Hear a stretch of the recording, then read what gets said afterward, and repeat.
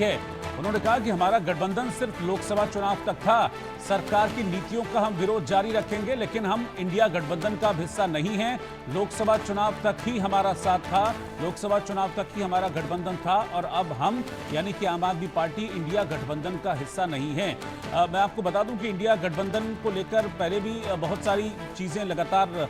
सुनने को मिली थी और इंडिया गठबंधन में एकता नहीं है, ये चीज भी बार बार कई मौकों पर जाहिर हुई थी। पहले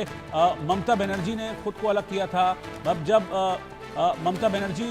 अलग रहती थी, नदारद रहती थी मीटिंग से, और अब आम आदमी पार्टी भी कह रही कि हम इसका हिस्सा बिल्कुल भी नहीं है। संजय सिंह ने क्या कहा है, कैसे क्लियरली कह दिया कि हम इंडिया ब्लॉक का हिस्सा नहीं है, देखिए आप। देखिए, इसमें निमंत्रण आने ना आने का कोई प्रश्न ही नहीं उठता। सवाल ये है कि भाई इंडिया गठबंधन लोकसभा चुनाव के लिए था, उसके बाद हमने हरियाणा का चुनाव अकेले लड़ा, हमने दिल्ली का चुनाव अकेले लड़ा, हम बिहार में चुनाव अकेले लड़ने जा रहे हैं, हमने पंजाब और गुजरात का उपचुनाव अकेले लड़ा। तो आम आदमी पार्टी ने अपनी स्थिति स्पष्ट कर दी है। और जहां तक विपक्ष की भूमिका की बात है, एक सशक्त विपक्ष की भूमिका आम आदमी पार्टी हमेशा निभाती रही है और पार्लियामेंट का जो सेशन अगला चलेगा वहां भी हम उठाएंगे तमाम मुद्दे।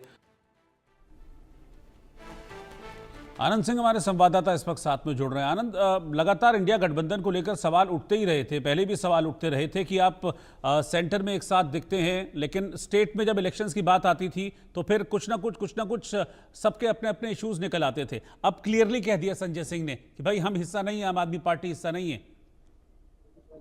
जी रोहित, देखिए जिस तरीके से पिछले साल लोकसभा का जब चुनाव हुआ था तो उस वक्त आम आदमी पार्टी इंडिया ब्लॉक का हिस्सा थी, मगर ठीक उसके कुछ महीनों बाद जब हरियाणा का विधानसभा चुनाव हुआ, उसमें आम आदमी पार्टी, जब अरविंद केजरीवाल खासतौर पर जब जेल से बाहर आए थे, तब उन्होंने साफ किया था कि आम आदमी पार्टी अकेले चुनाव में जाएगी। और उसके बाद फिर जब दिल्ली के चुनाव हुए उसमें भी आम आदमी पार्टी अकेले चुनाव में उतरी थी। तो साफ तौर पे कांग्रेस के साथ उन्होंने अलायंस यहाँ पर नहीं किया था और उसी वजह से जो लगातार कयासें लग रही थी कि क्या आम आदमी पार्टी इंडिया ब्लॉक से अब अलग हो जाएगी, तो आज उस पर औपचारिक ऐलान कर दिया है संजय सिंह ने। और उन्होंने साफ तौर पे कहा कि इंडिया ब्लॉक की जो गठन हुई थी 2023 में, जब सारी पार्टियां साथ में आए थे, तो उन्होंने 2024 के लोकसभा चुनाव को लेकर ये गठबंधन किया था कि आखिर किस तरह से नरेंद्र मोदी की सरकार को वापस केंद्र में आने से रोकना है। मगर ये जो इंडिया ब्लॉक है वो केवल 240 सीटों पे ही जीत दर्ज कर पाई थी। मगर इसके बाद लगातार जिस तरह से डेवलपमेंट्स हो रही थी और जिस तरीके से अभी कुछ महीने पहले ही जब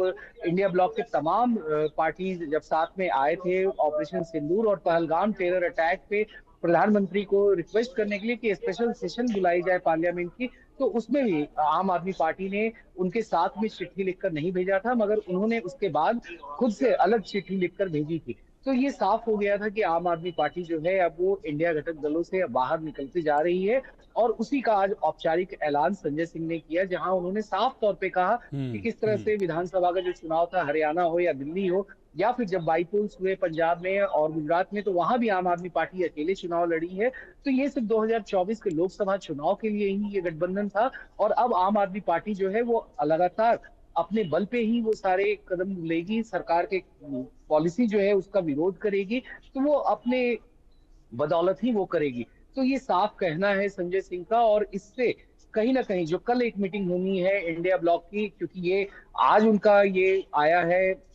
स्पष्टीकरण की किस तरह से आम आदमी पार्टी अब इंडिया ब्लॉक में नहीं रहेगी, क्योंकि कांग्रेस ने इंडिया ब्लॉक की मीटिंग बुलाई है 19 जुलाई को। पहली ये मीटिंग ऑफलाइन बुलाई गई थी खड़गे जी के रेसिडेंस पे, जो कांग्रेस अध्यक्ष भी हैं। मगर फिर जब काफी लीडर, चाहे वो अखिलेश यादव हो समाजवादी पार्टी के चीफ, या फिर एमके स्टालिन डीएमके के चीफ, और शिवसेना उद्धव बाला साहब ठाकरे के चीफ उद्धव ठाकरे बाला साहब खुद उन्होंने बोला कि हम इसमें नहीं आ पाएंगे, तो फिर इस मीटिंग को ऑनलाइन किया गया था। फिर इसमें तृणमूल कांग्रेस की तरफ से भी फीलर्स दे दी गए थे कि वो इस मीटिंग का हिस्सा बन सकती है। तो कहीं ना कहीं जब ये सारी पार्टियां साथ आ रही थी, तो ऐसे में एन वक्त पर जब कांग्रेस ने न्योता भेजा था आम आदमी पार्टी को भी, तो वैसे में अभी संजय सिंह का ये बयान आया है कि वो इस मुद्दे इस बार अच्छा आनंद, इसको क्या आम आदमी पार्टी और कांग्रेस की टसल के तौर पर भी देखा जा सकता है? क्योंकि इंडिया ब्लॉक में भी जब थे तब भी दोनों के बीच में टसल थी, फिर हरियाणा चुनाव, दिल्ली चुनाव, पंजाब में भी आम आदमी पार्टी और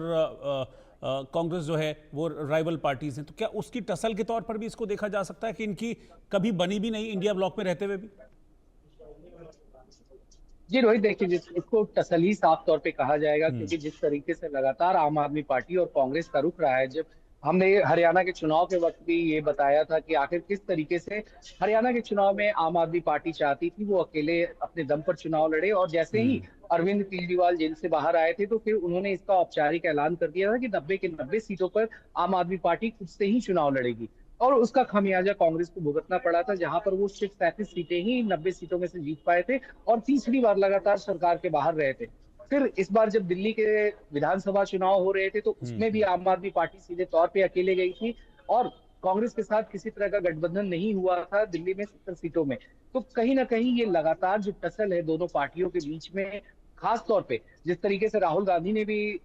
दिल्ली चुनाव के दौरान केजरीवाल पर सीधा हमला बोला था और कहा था कि किस तरह से शराब माफियाओं का यहाँ पर एक अड्डा बन गया है, किस तरीके से यमुना गंदी रही है, तो सीधे तौर पे एक बड़ा हमला था राहुल गांधी का पहली बार केजरीवाल के ऊपर। मगर उससे ठीक पहले जब लोकसभा का चुनाव था, जब ईडी ने अरेस्ट किया था केजरीवाल या फिर उनके पार्टी के नेताओं को, तो कांग्रेस ने उस पर अपनी प्रतिक्रिया भी दी थी कि किस तरह से ये पॉलिटिकल वेंडेटा था। मगर फिर वही लोकसभा चुनाव के बाद ये पूरा जो माहौल है वो बदल जाता है, और जैसे जैसे विधानसभा चुनाव आए तो उसमें आम आदमी पार्टी का रुख अलग होता गया। और यही नहीं, कांग्रेस के पार्टी भी नहीं चाहते थे कि हरियाणा में किसी तरह का आम आदमी पार्टी से गठबंधन हो, और दिल्ली में भी कांग्रेस के नेताओं का यही कहना था, क्योंकि वो नहीं चाहते थे कि जहां कांग्रेस की अपनी वोट बैंक है वहां पर आम आदमी पार्टी को स्पेस दिया जाए। तो ये एक बड़ी वजह रही। बहुत शुक्रिया आनंद इस जानकारी के लिए। और छत्तीसगढ़ से बड़ी खबर आ रही है, जहां पर पूर्व मुख्यमंत्री भूपेश बघेल के बेटे को आज ईडी ने गिरफ्तार कर लिया। भिलाई के घर से ईडी ने चैतन्य बघेल